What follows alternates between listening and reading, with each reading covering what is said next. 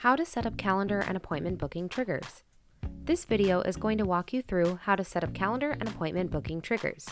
So essentially, when somebody books an appointment, this is going to set off a chain of events based on that appointment that they self-booked. To start, we're creating a trigger and calling it something like customer booked appointment or appointment booking trigger or anything along those lines. In part 1 of the trigger, we've selected customer booked appointment to fire off the action. Note that there is another appointment option here, but that will run off of appointments and status updates, so if you manually create an appointment for someone else, it would also fire off the trigger. So we wanted this specific trigger to just be for a customer who books their own appointment. Therefore, we've selected the customer booked appointment option. If you want, you can add a filter to specify a particular calendar that you want this trigger to be for. You can add multiple additional filters if you'd like to make this trigger as specific as you need. And then over here in part 2 of the trigger, we have our actions that we want to happen once the person has booked an appointment. Remember that a trigger is like an if-then statement. So if part 1 happens, then part 2 will fire off. So here in part 2, let's take a look at the actions. There's many options that you can do. For example, you may want to remove the contact from all campaigns. Maybe they've been added to some lead nurturing and marketing campaigns or something like that. You can remove them from all campaigns, or you can remove them just from a specific campaign.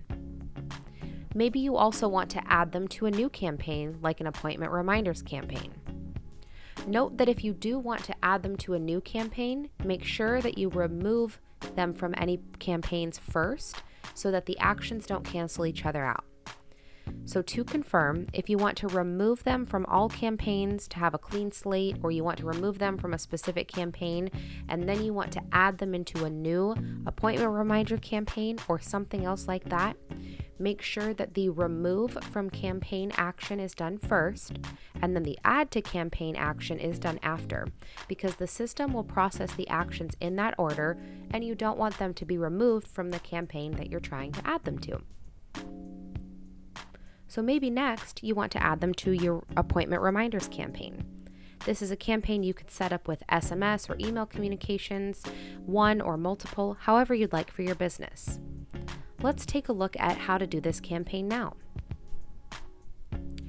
You could create a campaign and include custom values in one or multiple email or SMS communications with any pertinent information for your reminder communications. You can use the appointment details like the date and time. There's even a custom value for appointment date and time combined together. You could also set up a custom value for cancellation, a custom value for rescheduling, anything else that you need. So maybe in your appointment reminders campaign, you want the first communication to be an email or an SMS that is just a confirmation of their appointment, scheduled to send out immediately or a couple of minutes after they've booked. And then after that, maybe you have a series of reminders. Again, you can set this up however you want. Maybe 24 hours after their initial SMS or 24 hours before their appointment, something like that. Maybe you want a reminder to go out. Here in our example, we have a reminder set to go out 24 hours before their appointment. And then we have another reminder set up to go out 1 hour before their appointment. Once again, you can completely customize this as you wish. Maybe you only want to send one reminder, maybe you want to send 10. It's completely up to you. Now back to the trigger, there's a few more things I want to show you here. Another action you can do is add or update opportunity.